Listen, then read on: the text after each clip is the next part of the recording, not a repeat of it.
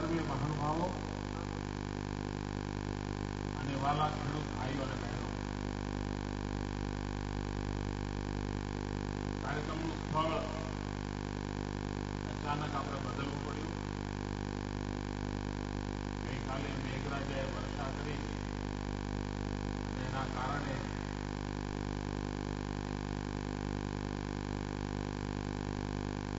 અગવડ ઉભી થઈ અને પરિણામે આ સ્થળ બદલવું પડ્યું. રાતોરાત મારા એજન્સીના મિત્રોને આટલી બધી દોડધૂપ કરવી પડી. તકલીફ તો પડી, પણ મેઘરાજાનું આગમન બહુ ગમે.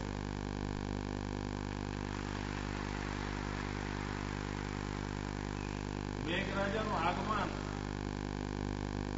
એક નવા જીવનને જન્મ આપશે. મેઘરાજાનું આગમન નવી ઉર્જા અને નવા સ્વપ્ન લઈને આવશે. અને આ વખતે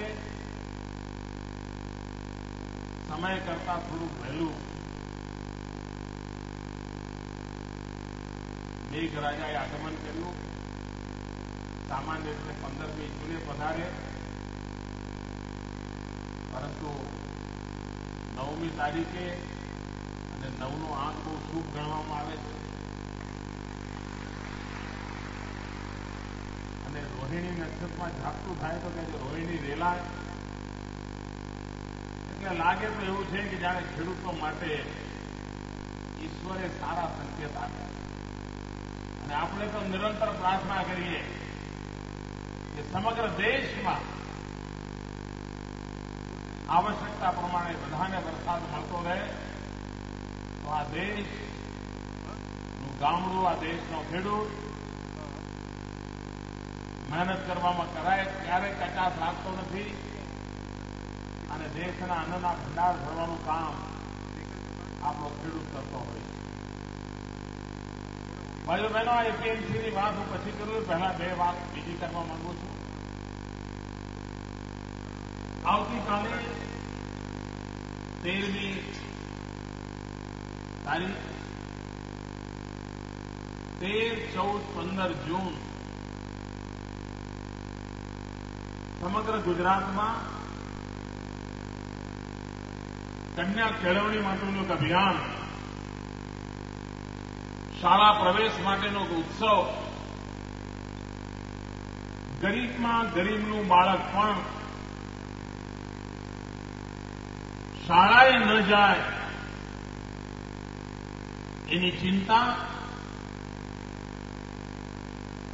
સરકાર તરીકે, સમાજ તરીકે આપણે બધાએ કરવી રહી. અને લગાતાર આપણે આજે અભિયાન ઉપાડ્યું છે, એના આજે સુફળ જોવા મળે છે. અને આજે જ્યારે શાળા પ્રવેશ ઉત્સવના એક દિવસ અગાઉ સુરતની ધરતી પર આવ્યો છું, ત્યારે હું સમગ્ર ગુજરાતના વાલા નાગરિક ભાઈઓ બહેનોને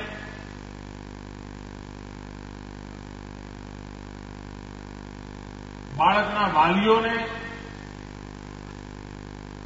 આગ્રહપૂર્વક અનુરોધ કરું છું કે આપણે સૌ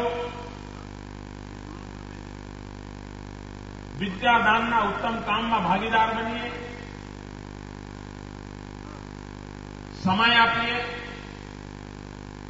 આપણા ઘરે વાસણ માંગનારી બહેન હોય તેને પૂછીએ તારું બાળક નિશાળમાં જાય છે કે નહીં. આપણો ડ્રાઈવર હોય તો એને પૂછીએ. આપણી સોસાયટીમાં લિફ્ટ ચલાવતો હોય તો એને પૂછીએ. આપણે ત્યાં દૂધ નાખવા આપવા માટે છાપા નાખવા આવતો હોય તો એને પૂછીએ. સમાજના દરેક તબક્કાને લાગણીથી જરા પૂછીએ કે ભાઈ તારા બાળકો શાળાએ દાખલ થાય કે ઉંમરના છે, ભણાવે છે, શું કરે છે. એક એને વિશ્વાસ આપીએ અને ઉમંગ આપીએ અને જોડીએ. અને આ કામ અઘરું નથી. અને એકવાર ગરીબમાં ગરીબનું બાળક ભણતું થશે ને તો એક કુટુંબની ગરીબી સામે લડવા માટેની તાકાત અનેક ઘણી વધી જતી હોય છે. અને જેટલા પ્રમાણમાં ગુજરાતમાંથી ગરીબી હટતી જાય એટલા પ્રમાણમાં સુખ વધતું જાય. અને જેમ સુખ વધતું જાય તો સુખનો લાભ આપણને મળતો જાય. અને તેથી આ કામને અંતે તો લાભાર્થી આપણે જ છીએ. સમાજ તરીકે આપણે સૌ લાભાર્થી છીએ. તો મારી આ પળે આ એક પવિત્ર કામ, સામાજિક કામ, શૈક્ષણિક કામ, એના માટે સમગ્ર ગુજરાતને હું અનુરોધ કરું છું. બીજી એક બાબત મારે કહેવી છે. અહીંયા મોટી સંખ્યામાં ખેડૂત મિત્રો આવ્યા છે. આપણે એક વિચાર કર્યો છે, સરદાર વલ્લભભાઈ પટેલનું દુનિયામાં ઊંચામાં ઊંચું સ્મારક બનાવવાનું.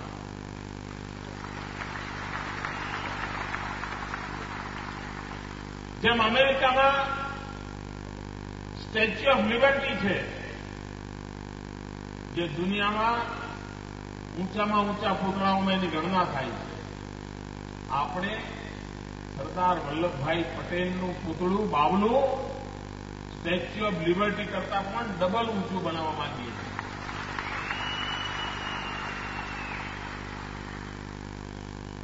આખા વિશ્વમાં સૌથી ઊંચામાં ઊંચું એ બાવલું બનશે. અને સરદાર પટેલે આ દેશને એક કરવાનું ભગીરથ કામ કર્યું હતું. દેશી રાજા રજવાડાઓને મેળવીને ભારતને બંધારણીય ઢાંચામાં એમણે બાંધ્યું હતું. આ રાષ્ટ્રની ઉમદા સેવા એમણે કરી, ખૂબ અલ્પ સમયમાં કરી.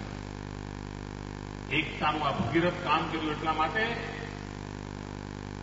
એ સ્મારકનું આપણે નામ નક્કી કર્યું છે સ્ટેચ્યુ ઓફ યુનિટી, એકતાનું સ્મારક. એનું ભવ્ય નિર્માણ થશે. 2 વર્ષ, 5 વર્ષ, 7 વર્ષ કેટલા લાગશે કે એવું કઠિન છે. પણ એની શરૂઆત આપણે 31 ઓક્ટોબર સરદાર જયંતિથી કરવા માંગીએ છીએ.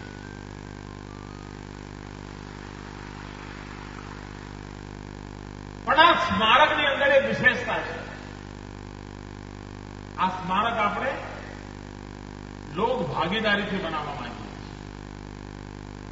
અને લોક ભાગીદારી પણ ભાવાત્મક છે. એ રૂપિયાના ત્રાજવે તોલાય એવી નથી, એ ભાવાત્મક છે.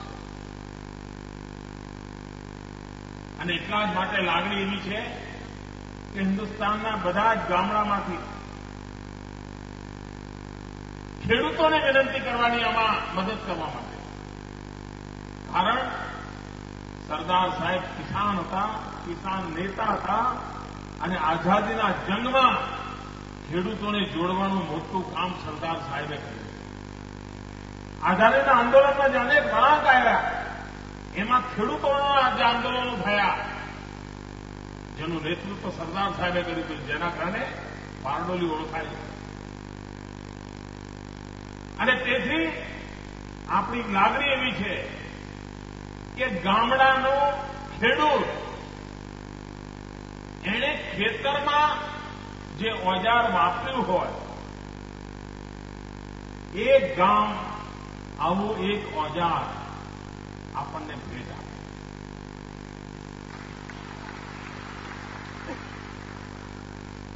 અને સરદાર સાહેબ લોહપુરુષ હતા. અને લોહપુરુષ હતા આ દેશના કરોડો કરોડોની લાગણીને કારણે. અને તેથી લાગણી એ વ્યક્ત કરી છે કે ગામડામાંથી ખેતીમાં વાપરેલું લોખંડનું ઓજાર આપે આપણને. લોહ પુરુષનું સ્મારક બનાવવું છે. હિન્દુસ્તાનના પ્રત્યેક ગામડામાંથી લોખંડ એકત્ર કરવું છે. અને લોખંડ પણ ખેતરમાં. કોઈ તલવાર આપે તો મને નથી જોઈએ. કોઈ ગામમાં તોપ પડી હોય, 2 ટનની તોપ છે, સાહેબ લઈ જાવ, આખું પૂતળું બની જશે, એને જ જોઈએ. દાતરડું હોય, પાવડો હોય, નાનકડું એક સાધન, નાનકડું, એને અહીં લાવીને ઓગાળવામાં આવશે. અને એમાંથી આવશ્યકતા પ્રમાણે પ્રોજેક્ટમાં જ્યાં જે ચીજની જરૂર છે એમનો ઉપયોગ કરવામાં આવશે. અને જ્યારે સ્મારક તૈયાર થશે ત્યારે હિન્દુસ્તાનનું પ્રત્યેક ગામ કહી શકશે કે આ ગામ આ દુનિયાનું મોટા મોટું સ્મારક બનાવવામાં મારા ગામની પણ ભાગીદારી.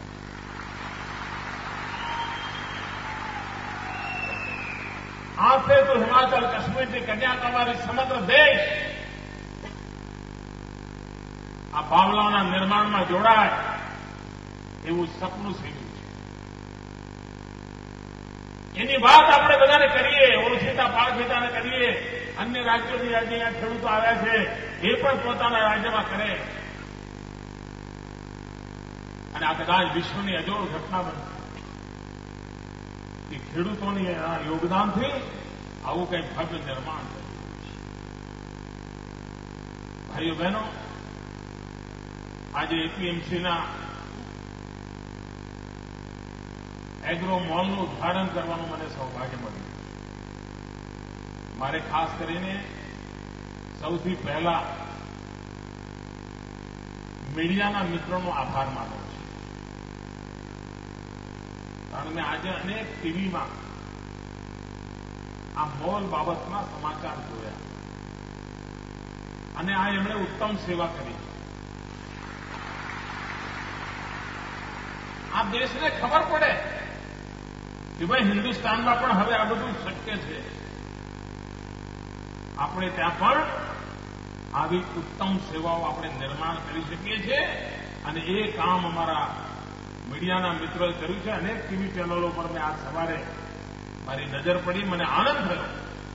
એક સાચી વાત હિન્દુસ્તાનના ખૂણે ખૂણે, હિન્દુસ્તાનના ગામડા સુધી પહોંચે કે ભાઈ ગ્રાહકનું પણ જેમાં ભલું થાય અને ખેડૂતનું પણ કલ્યાણ થાય એવી એક અદભુત રચના, એનું મોડેલ ગુજરાતે વિકસાવ્યું છે.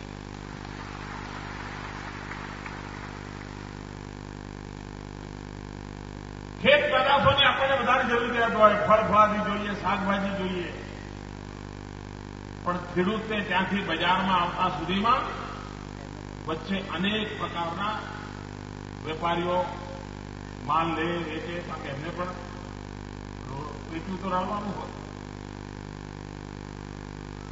ગ્રાહકના ઘરે પહોંચતા પહોંચતા પાછું મોંઘું થઈ જાય. એના બદલે અહીંયા સીધો ખેડૂત અને સીધો ગ્રાહક એ બેને જોડવાનું કામ આ નવા એગ્રી મોલે કર્યું.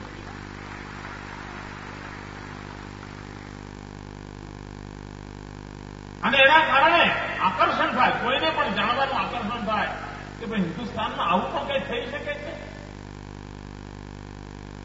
અને સુરતી લોકોને તો લાભ જ લાભ છે. મેં જોયું ત્યાં આગળ એક આખો ડિપાર્ટમેન્ટ મેં આજે જોયો જેમાં ઊંધિયું બનાવવા માટેની બધી શાકભાજી હતી. મેં કહું આ તો તમારું ભરેલું જ રહેશે,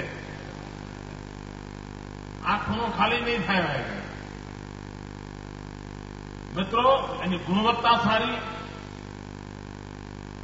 ખેતરમાંથી શાકભાજી આવે એની જાળવણી સારી, ગ્રાહકના ઘરે ક્યાં પહોંચે ત્યાં સુધી તાજી તમતમતું રહેવી પૂરી વ્યવસ્થા. અને ઘણીવાર તો પાથરણા બજારમાં જે માલ મળે એના કરતાં પણ સસ્તો મળે એવી પૂરી સંભાવના. મને અમારા બે રમણભાઈ સમજાવતા હતા કે સાહેબ, બજારમાં જે માલ 15 રૂપિયે વેચાતો હશે એ અહીંયા લગભગ 10 રૂપિયે મળી જશે. એટલો બધો ફરક. એનો અર્થ એ થયો કે જો વ્યવસ્થાઓમાં થોડું પરિવર્તન કરવામાં આવે, સહેજ એમાં ધ્યાન કેન્દ્રિત કરવામાં આવે તો આપણી પરંપરાગત વ્યવસ્થાઓને નવો ઓપ આપી શકાય છે, નવા રંગરૂપ આપી શકાય છે અને લોકોના લાભની વ્યવસ્થા પૂરેપૂરી કરી શકાય. મિત્રો, ખેડૂત જેમ પોતાની ઉત્પાદિત ચીજો વેચે છે એમ ખેડૂત એક ગ્રાહક પણ છે. ઘઉં પકવતો ખેડૂત ઘઉં વેચે પણ એને ઘરમાં તેલ તો જોઈએ કે ના? ચોખા પકડનારો ખેડૂત ચોખા તો વેચે, પણ એને ઘરમાં ગોળ ખાંડ જોઈએ કે ના જોઈએ, મરચા મસાલા જોઈએ કે ના જોઈએ? તો એક ખરીદનાર પણ હોય છે, એક ગ્રાહક પણ હોય છે.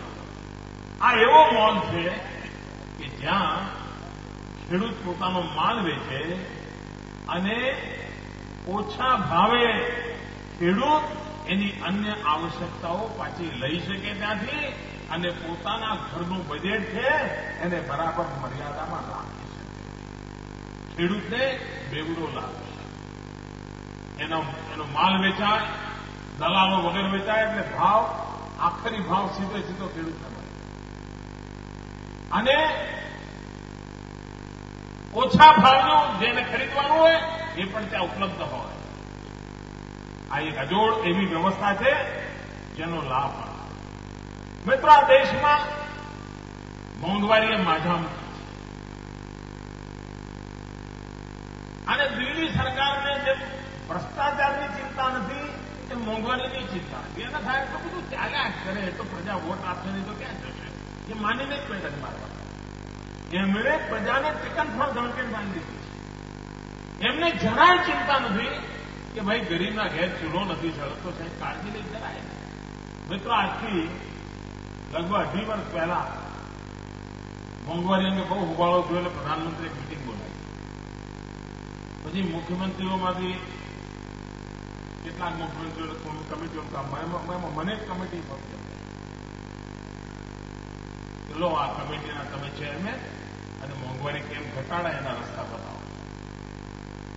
હું આ 2-2.5 વર્ષ પહેલાની વાત કરું. મેં એમને ખૂબ ઓછા સમયમાં આખો રિપોર્ટ આપ્યો.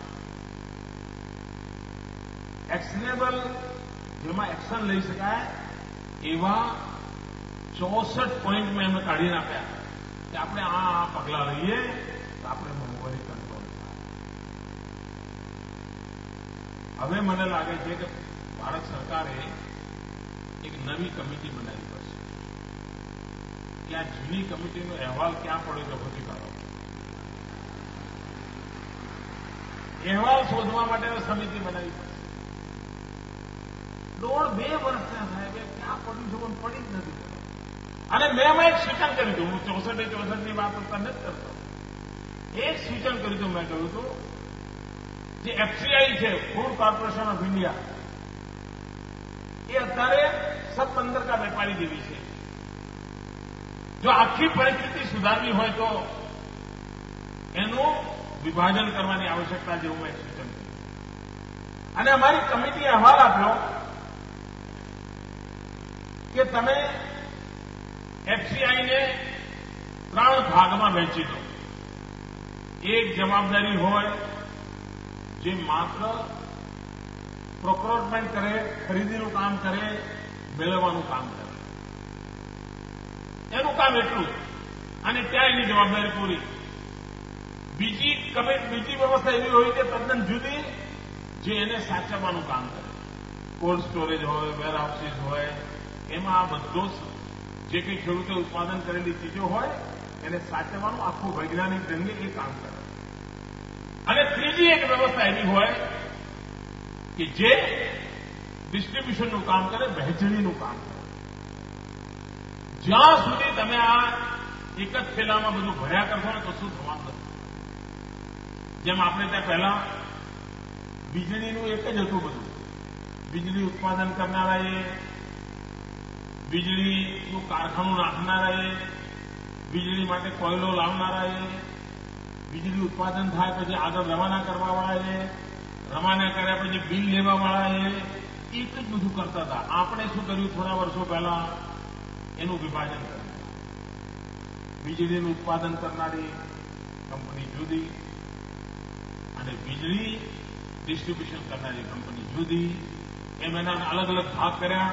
એનું પ્રોફેશનલિઝમ લાવી દીધું અને એનું પરિણામે આવ્યું કે આજે આપણે ત્યાં સમગ્ર દેશમાં વીજળીની બાબતમાં ગુજરાત એક આબરૂદાર રાજ્ય તરીકેની આબરૂ બની છે. આ સફળ એના કારણે આપણે ભારત સરકારને કહ્યું કે તમે એફસીઆઈને વિભાજિત કરો, પ્રોક્યોરમેન્ટ ડિસ્ટ્રીબ્યુશન અને સ્ટોરેજ, આ ત્રણેય વ્યવસ્થાઓ જો તમે અલગ કરીને અને અલગ મિકેનિઝમ ઉભા કરશો તો એમાં એફિશિયન્સી આવશે, પ્રોફેશનલિઝમ આવશે. અને આજે જે ઘણીવાર આવે છે ને છાપામાં ટીવી પર આવતું હોય છે કે ઘઉંના ઢગલા પાણી પલળી રહ્યા છે, આ બધું બંધ થઈ જશે. તમને આશ્ચર્ય થશે, ભારતની સુપ્રીમ કોર્ટે દિલ્હી સરકારને કહ્યું કે આ જે અનાજ સડી રહ્યું છે, પલળી રહ્યું છે, તમારી પાસે જોડાવાનો નથી, તમે આ અનાજ ગરીબોને વહેંચી દો. સુપ્રીમ કોર્ટે કહ્યું, તેમ છતાં દિલ્હીની સરકાર માની નહીં. અત્યારે વોટ લેવા માટે જાત જાતના કાયદા લાવવાની વાતો કરે છે ને. સુપ્રીમ કોર્ટે કહ્યું તો કર્યું નહોતું એમણે. એમની નિષ્ઠા જુઓ તમે. મત લેવા માટે ખેલ પાડવાના, પણ કરવાનું કાંઈ નહીં.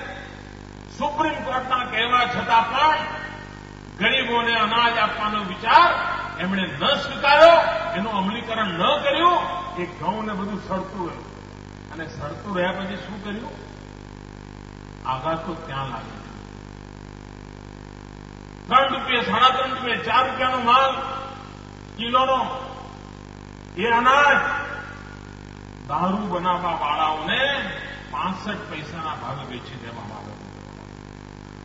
ગરીબના પેટમાં ના આપ્યું, પરંતુ દારૂ બનાવનાર લોકોને આ સડેલું અનાજ કર્યું અને સડેલું અનાજ પછી વેચીને દારૂ બનાવવા માટે પૈસા આપી દેવામાં આવ્યું અને માત્ર 65 પૈસાના ભાવે આપવામાં આવ્યું.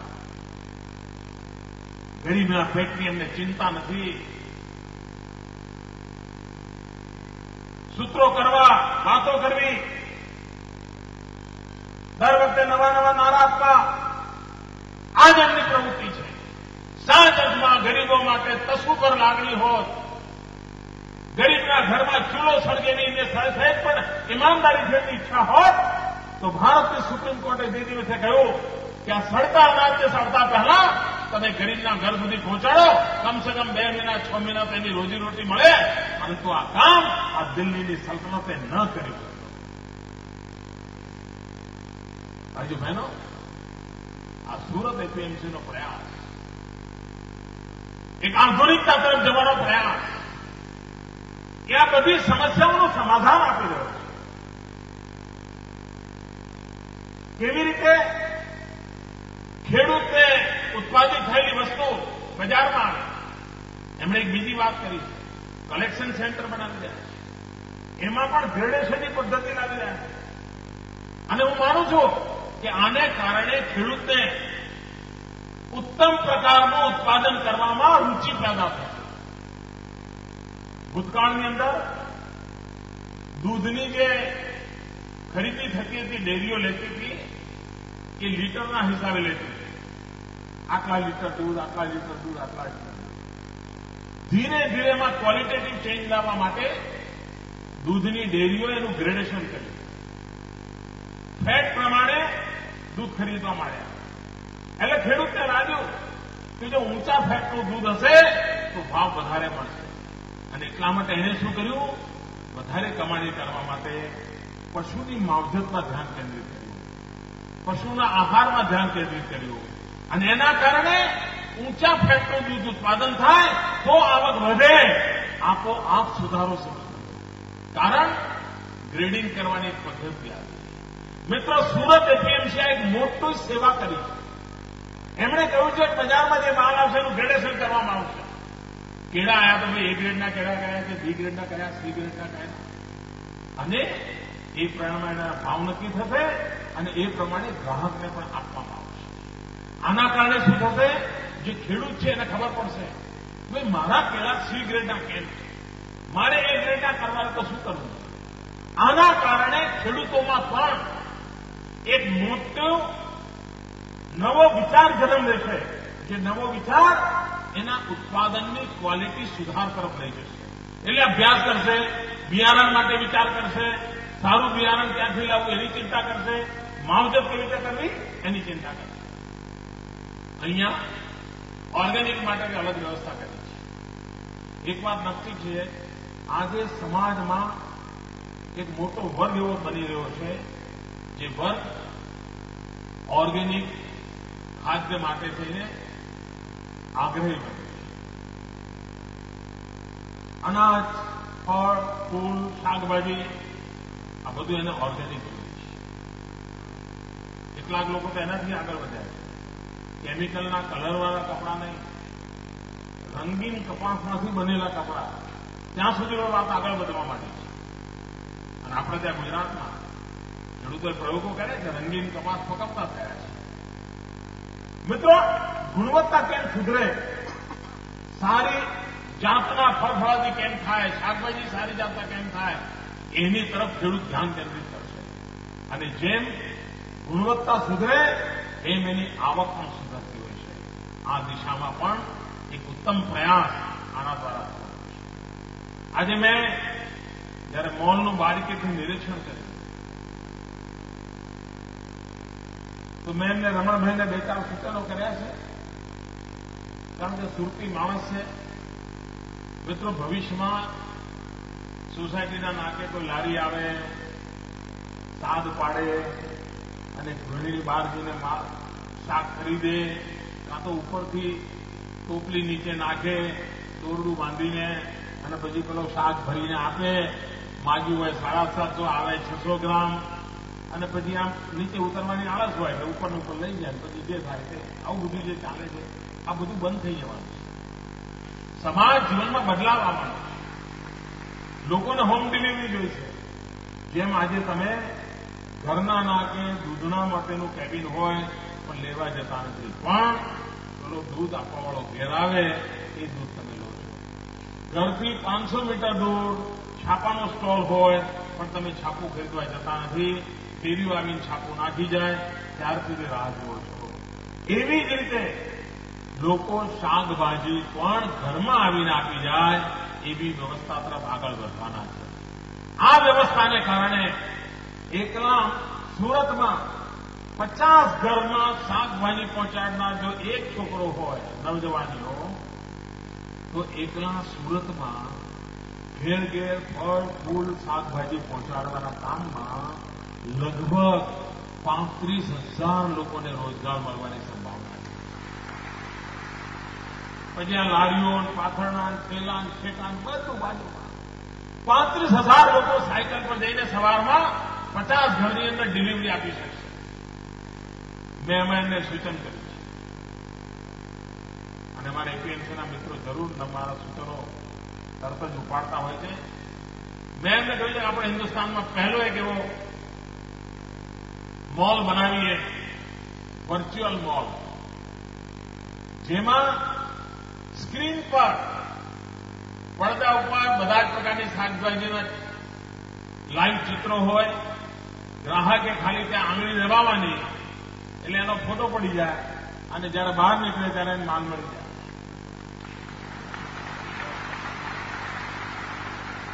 એમાં આગળ વધાય કે વર્ચ્યુઅલ મોલમાં એના ઘરમાં લેપટોપ હોય. આજે લગભગ દરેક ઘરમાં 10મા 12માનો વિદ્યાર્થી હોય તો લેપટોપ હોય. એ લેપટોપ ખોલે ને પેલો એપીએમસીની વેબસાઇટ પર જાય, રમણભાઈ જાની કે રમણભાઈ પટેલને પૂછે કે બોલો હું હાજર છું, અને વર્ચ્યુઅલ મોલને ત્યાં ખડો કરી દે પોતાના સ્ક્રીન પર, અને પોતાના ઘરમાં બેઠા બેઠા પોતાના કોમ્પ્યુટર પર વર્ચ્યુઅલ પર ટીક માર કરે કે આ ભૂલા જોઈએ, 8 નંબરના, 7 નંબરનું સફરજન જોઈએ, 6 નંબરના રીંગણા જોઈએ. સાહેબ પેલો છોકરો બીજા દાડે સવારમાં આવી ડિલિવરી કરી જાય. આ બધો બદલાવ આવવાનો છે. અને એટલે હું આજે રમણભાઈને કહેતો હતો કે વર્ચ્યુઅલ મોલનો પણ એક પ્રયોગ હિન્દુસ્તાનમાં સુરત કરી બતાવે, અને વર્ચ્યુઅલ મોલ દ્વારા પણ, અને તો પછી તમારી આ શાકભાજી સાચવવાની સુવિધા ખૂબ વધી જશે, ખૂબ જ વધી જશે. અને આજે તમારે ત્યાં જગ્યાનો અભાવ હશે તો વર્ચ્યુઅલ મોલમાં તો તમે એ જ જગ્યાએ આજે 1000 આઈટમ વેચી શકતા હશો, તમે 20,000 આઈટમો વેચી શકશો. આ વિચાર કરો મિત્રો કે બદલાતા જતા યુગને કેવી રીતે આત્મસાત કરી શકાય છે, એમાંથી કેવી રીતે પરિવર્તન લાવી શકાય છે. એક શુભ શરૂઆત, સમગ્ર દેશ માટે આ નવી શરૂઆત છે. એ નવી શરૂઆતનું કામ કર્યું છે, જેના કારણે અમારા સુરતી લાલાને તો લીલા લહેર પાછા આગળ જો ઘીમાં હવે ઉત્તમમાં ઉત્તમ ઉદ્યોગ બનાવવા માટે રસ્તો મળી ગયો છે. કેરીઓ જેવી જોઈએ એવી ત્યાં ઉપલબ્ધ છે. એટલે સરસ મજાનું એક કામ ખેડૂતની મહેનત અને ગ્રાહકની અપેક્ષા આ બંનેનું મિલન સ્થળ એટલે આપણો નવો એગ્રો મોલ છે. હું ઈચ્છું અને હું ફરી એકવાર મીડિયાના મિત્રોએ આજે આની વાત લોકો સુધી પહોંચાડી છે મોલની, એ બદલ અભિનંદન આપું છું અને આપ સૌને આ નજરાનું ધરતી વખતે ખૂબ શુભકામના આપું છું, અભિનંદન આપું છું. ધન્યવાદ. ખૂબ ખૂબ આભાર આદરણીય મુખ્યમંત્રી શ્રી નરેન્દ્રભાઈ મોદીજી. અને હું વિનંતી કરીશ એપીએમસીના વાઇસ ચેરમેન આદરણીય શ્રી રમણભાઈ અંબેભાઈ પટેલને કે આપ આભાર વિધિ કરો. આદરણીય શ્રી રમણભાઈ અંબેભાઈ પટેલ.